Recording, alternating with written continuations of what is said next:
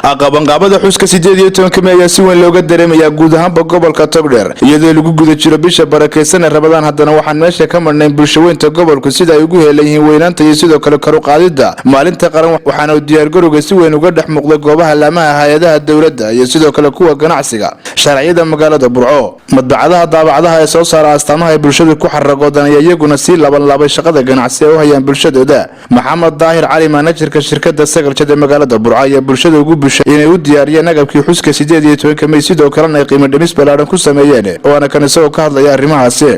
gobolka Togdheer inaan diyaarinay qalabkii Mayga loogu dabaaldegayay haday tahay dawlad iyo haday tahay shacaba anagoo sanadkan diyaarinay agab aad u kala duwan sidaad ka arkaysaan sawirada idin muuqanaya agabkaas oo ka kooban garamaantii koofiyadihii sheeladihii dumarku xidhanayeen calamaantii gacmaha lagu qaadanayay iyo kuwii waaweynaa shacabka gobolka waxaanu idinla diyaarnahay inaanu idinkala qayb qaadano annagu haddaan nahay Sagaljad xafiiska Burco waxaanu diyaarin hadda la idin diyaarin doono haddii alla idmo anagoo idin soo dhaweyn doona insha Allah qiimo jabanna idin samayn doona waxaan leenahay inta aanay waqtigu gaadhin hore noogu kaalaya oo idin soo dhaweynaynaa adeegaad u baahantii baan idin qaban doonaa insha Allah fariintan kulay barasaabkuna wuxuu amray inay gobolka wada muuqdaan calaamado iyadoo goboladu ay ku jiraan tartan xuska iyo sida loo kala badin doono iyo muuqa sida loo xusay maalinta geesta kale waxa socota dib u casriinta laamaha hay'adaha dawladda oo iyaduna geestooda diyaar garowga aan ku yarayn Maxamed Cismaan Yogol waa maariyaha shirkadda Yogol ahna farshaxamaysta ku caana sawir gacmeedka isagoo ku guda jira nolol maalmeedkiisa shaqo TV-ga qaranka uga warbixiyay halka ay marayso diyaar garowga xuska maalintaasi qaran Bismillahir Rahmaanir Rahiim alxamdulillahi rabbil caalamiin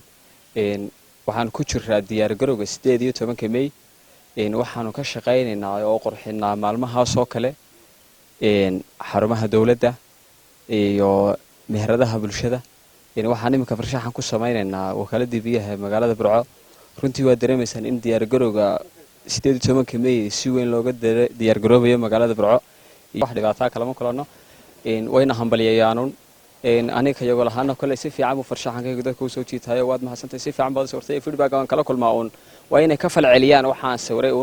marka wax dhibaato kale ma kulano kale meelo badan waan ka shaqeeyay markii 18 May loo guda jiray meelo badan waan ka shaqeeyay oo halkan oo kale dhowr meelood oo kale oo dad shiciga maxarumada farshaxanka iyo daabacadu labaduba waa wax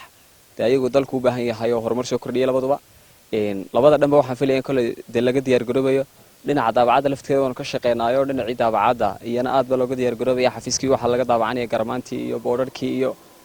stiikaradii intaba iyagana diyaar garowgna si la mid ah xafiiskiina uga socda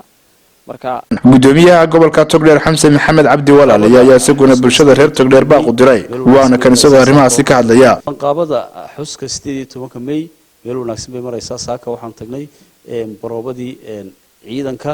oo runtii si wanaagsan oo qurux badan ay maanta u mareen dadweynaha gobolka Togdheer guud ahaan waxaan u direeyaa inay isu diyaariyaan oo u diyaar garoobaan inay ka qayb qaataan xuska 18 May meheraduhu inay calaamadii suraan dhalinyaradu inay dreyskii iyo maaragtay astaamihii lagu yaqaanay ay dhalinyaradu sameeyaan meheradaha la qurxiyo lagu xidho calankii Axmed Digro TV-ga qaranka Somaliland Burco